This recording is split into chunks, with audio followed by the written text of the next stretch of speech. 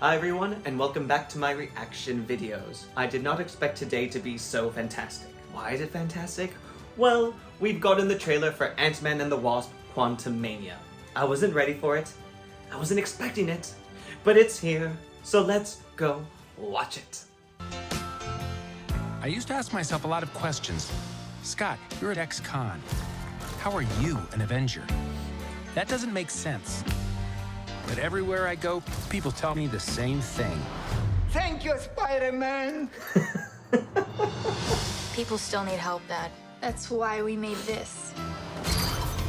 Like a satellite for deep space, but quanta. Wait a minute. You're sending a signal down to the quantum realm. Turn it off. Now!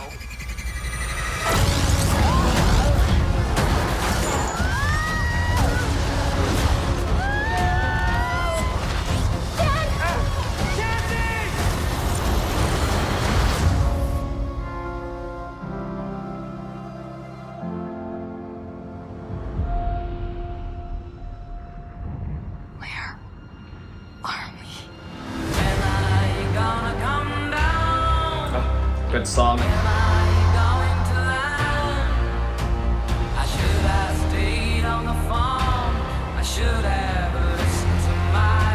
It's a secret universe beneath ours.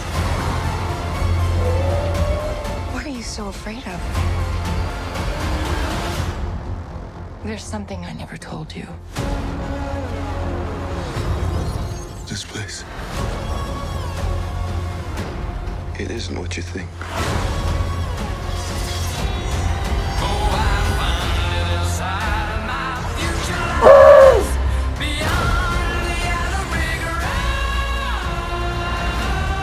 I can get you home.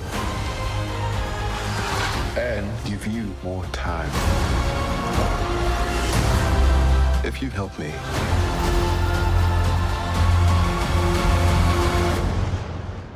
So, what's it gonna be? Ant-Man.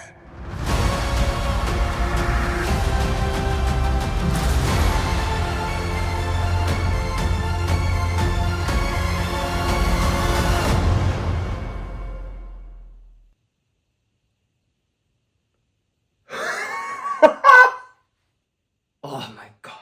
How is it that Marvel does so good with trailers? They really do. Whoever's job that is, hire me, train me, teach me, because you're doing so good. What I'm really happy to see in this trailer is more of that serious tone again with the MCU films. I know there's a big audience out there that really loved Thor: Love and Thunder. I enjoyed it, but it was just a bit too campy. I do think Taika Waititi went a little too far in the campiness in that film.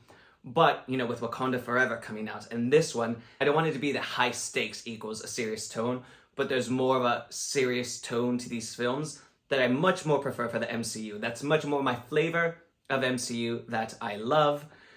Because, oh, Kang is coming! And it looks like we finally have a full roster for the Young Avengers. We've been introduced to Cassie Lang way long ago when she was a little girl in the first Ant-Man film. But now we're finally getting Cassie in her superhero costume. So now, currently, the Young Avengers, we have Billy, aka Wiccan.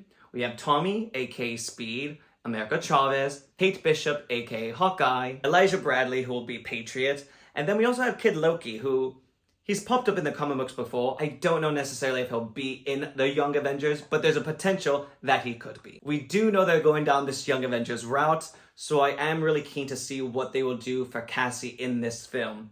Will she actually get powers kind of like Janet because she was in the quantum realm? Or is it going to be more like Scott Lang and Hope, where, you know, she doesn't really have superpowers, she gets her powers from the suit itself. So I am keen to see. I do hope that she gets powers for some reason being in the quantum realm. It's just really nice to see, for the comic book fans out there, this like journey to get to comic book accurate costumes. For Hope, she wasn't really the Wasp in the first Ant-Man film, and in the second one, and then her appearances thereafter, like Infinity War or Endgame, you know, was more kind of blue with hints of yellow. But now she's like full on in a yellow Wasp suit. So in the comic books, obviously the Wasp character is more Janet, who's Michelle Pfeiffer, who in the MCU is already old.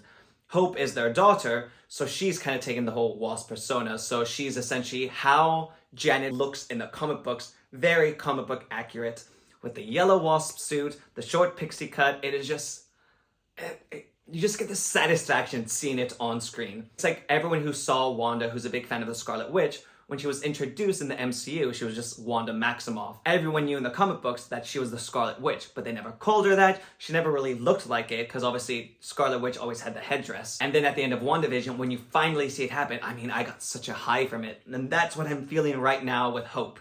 It's just, it's Wasp, and I love it. I love it. That Kang reveal, though, when he's like on the platform, and then all these like rings or like circular things are like popping up around him, it's just, that's such an entrance. And he's so, and again, similar to Wasp, he has that comic book accurate costume of Kang the Conqueror. And they did a really good job, because in the comic books, he does have this kind of like plate on his face that makes him look blue. But here in the MCU, it's obviously kind of like this like screen, and it looks like it's like this blue light that's projecting this blue hue. And it's just so, he looks so menacing. And it just kind of gave me flashbacks to when you saw Thanos and he was on his throne. What film was that? Was it Guardians of the Galaxy? Yeah, when he's just like there floating in space and you just see that, just, ooh, that's the big bad. That's what you feel with this film. There it is. This is the big bad. Not just for this film, but for this next big phase of the MCU. So obviously, I've watched it multiple times now. And there's this part in the trailer where Scott is running, but there's other like Ant-Mans, which I'm assuming are his other variants. And it's like, how is that happening? So now like my brain is starting to spin. Has Kang already like tasked Ant-Man with whatever he needs to do? And like, these are all the Ant-Man variants like converging on like this task he needs to do. And one of the Ant-Man started like to like fall apart and melt. And it's like, what the hell is going on? So like, all hell is breaking loose, but there's all these like variants. And it's just, there's like so much potential for good storytelling in this. It's like, why are there so many variants? What does Kang need Ant-Man to do? Obviously, for some reason, he needs Ant-Man to get him out of the quantum realm. That, I think, is for sure one of the main things of the film, because you have to remember that the whole quantum realm exists outside of kind of like the normal timeline.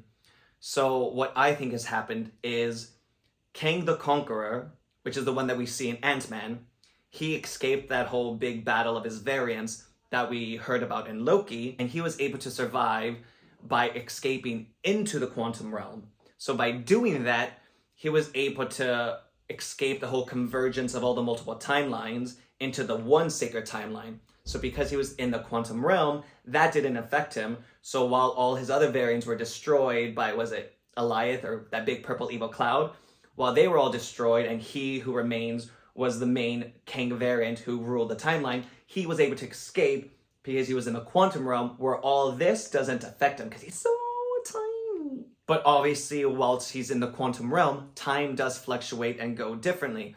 So we really don't know how long he's been there, but for some reason or another, he needs Ant-Man's help to get out. Now, whether he's gonna be, fully honest and disclose that, or if he's gonna send him on another heist of some sort, and then, the after effect of said result is Kang being released from the quantum realm, who knows? But it looks like he has an army. It looks like he's ready to just go out and conquer, which we already know he's done. Because if this is the same Kang variant, at the end of Loki season 1, you already saw in that statue that that's him. That's Kang the Conqueror. So, oh my God. There's so much going on. I'm really, really excited. You can probably tell because I'm talking very fast. So I hope a lot of that made sense. You might have to go back to re-watch what I just said. Hopefully the captions got it right too. But, that looks so, it looked so good. And it's really nice to see because, of course, when Ant-Man was introduced, he's kind of like, he was used as kind of like the funny Avenger. That superhero who can shrink and get big, no one really took him too seriously. But now, like, so much of what's happening in this next saga of the MCU is coming from Kang, and I think it's gonna come from this film. And I'm just so excited for it. And I think it's less than 2 weeks away before Wakanda Forever comes out. So now I'm back on that one. But, love the trailer. Cannot wait to see more. I need to see more. But what did you guys think of the trailer of Ant-Man and the Wasp, Quantumania? Did you love it as much as me? Did it get you excited? Did you talk fast too? Let me know in the comments below. and I will talk at you guys later. Bye!